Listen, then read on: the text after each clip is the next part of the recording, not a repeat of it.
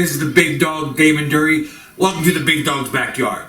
I'm here again, gonna give you the last episode of the interview I had with Paragon. Check this out, and I tell you what, you ever get to see this man, do so. I got to see him at MCW in Marion, and I tell you what, he is a treat. Check this out. Outside of this, I run a before and after school program. I work with children. Awesome. And though I love working with them and it's very rewarding and it gives me peace and even a reason to wake up in the morning, wrestling is the passion. It's the fire. It's the burning. It's the everything.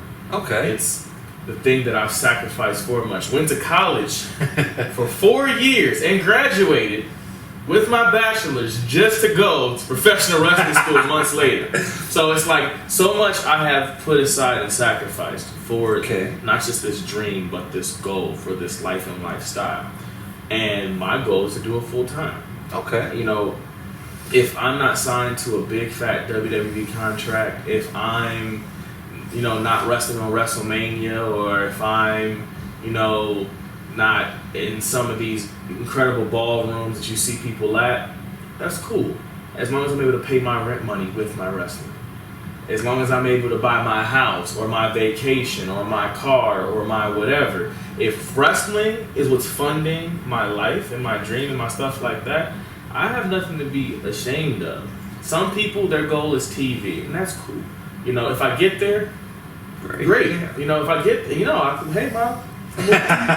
Hello out there in TV land, like that's cool, right? Yeah. But if I don't, but I'm able to, like, my goal overall, and I guess this is my overall goal. Okay. At the end of the day, my goal is to buy my mom a house with my wrestling money, and to have her look me in the eyes and let me know she's proud of me, because this is not a dream that she had set for me. And this is not something. And there have been many times where she is even like, maybe you should step away for a second and do this and do that. But I feel now she's understanding why I had to make certain sacrifices and why I couldn't step away. Sure. Because one, out of sight, out of mind. You know, I've done what I can to make the name for myself in such short of a time, to the point where I now have promoters reaching out to me instead of me having to reach out to them, which is an incredible feeling when you're a rookie in wrestling. Oh yeah. You know, when you're a green guy in wrestling and you have somebody message you, what's your rate? I want to bring you in. That feels incredible. I had a promoter tell me, and this would baffle me because once again, I ain't shit. I had a promoter message me and tell me how, hey, we heard you were available for this date. Honestly, we didn't think we could get you. We didn't think we could afford you. What can we bring you in for? And I'm like, what the hell do you think I am? I'm like, I'm not that big of a deal, man. Like, granted, Paragon thinks he's that big of a deal, but me, I'm just a dude out here chasing this dream, you know? Uh-huh. I'm a dude out here just trying to be able to get through my week because of what I do on the weekend. Sure. You know? And so to have somebody come to me and be like, oh, we didn't think we could afford you because you've been traveling and doing this and doing that. Motherfucker, this hit me up. Closed mouth don't get fed. That's what my grandmother used to always say. Closed mouth don't get fed. If you don't let me know you want me on your show, then I can't be on your show. Right. I can't fix it if I don't know it's broken, and if you don't want to talk to me, I can't talk to you if you don't talk to me about it. Exactly. Sure. You know? Sure. So your parents, your family have been a big support and a big, have been a big. They've been I was the influence. Big influence. I'll say that because my mentality is this: I'll make you into a believer. Okay. You know, you don't believe in me or my dream, I'll make you into a believer. And so far, every single person that has had reservations and that's doubted this dream have all become believers, to my knowledge, because so many of them. And I think my favorite thing is I had my uncle call me on the phone, and it was after I had won my first championship and I was making money and I had merchandise and, you know, all this fan service and stuff. And my uncle calls me on the phone and he says, I'm gonna be real with you, I'm gonna be a man about it. I didn't believe in this. And he's like, and I feel like a fool. Because every time I've doubted you, you've surprised me. Which you would think by now I would stop doing that and stop doubting you. He's like, but this is a very pleasant surprise. And he even said, because so many people in our family have had dreams and allowed someone to discourage them. And he said, and that was the reason why I tried to keep my mouth shut. Because whether you succeeded or failed, I figured I'm not going to be the one that discourages you out of your dream. That's awesome. And so the fact that not only could he be honest enough with me to let me know, like, I have my doubts. Thank you for proving me wrong. You know, that's my mentality. So I have some family that they are very supportive. Day one. When I won my championship this past weekend, my little brother reached out to me to just say congratulations and I'm proud of you. Me and my little brother have had the most strained and weird relationship. And once upon a time, my little brother tried to kill me. Like, legit, he picked up a metal dumbbell and just threw a jab straight to my skull, you know? And my older brother jumped in the way, caught him in the knee. I always tell people, I'm gonna get on a shirt, so don't steal this. You know, don't steal either. You can either be bitter or be better.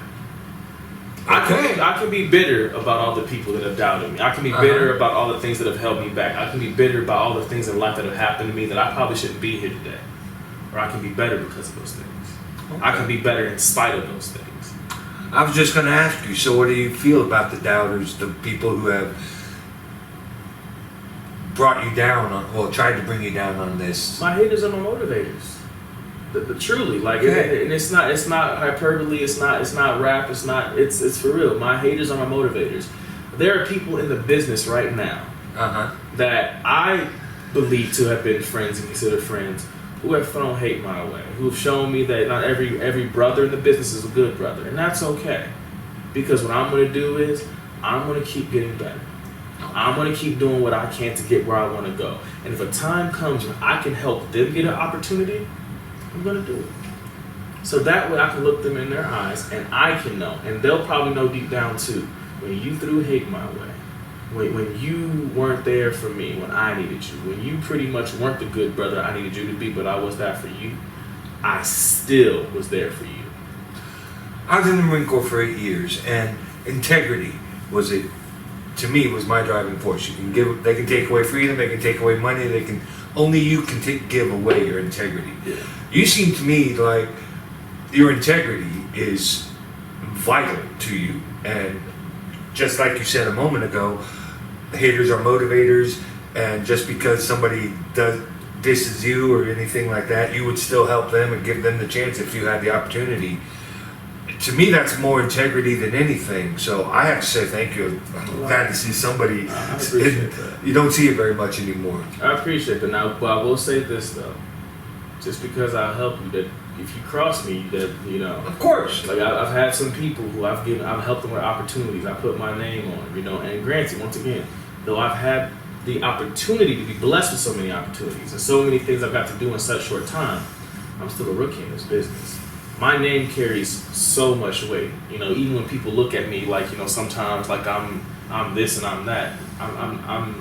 My name carries that much weight, and so if I put my name on you, and you let me down, right, or I open up my home to you, and you slap me in the face, you know, whether literally or metaphorically, you know, figuratively, whatever. If I do those things to you, I'm gonna treat you with respect. That's how the business is supposed to be. Even when you don't like somebody, you don't respect.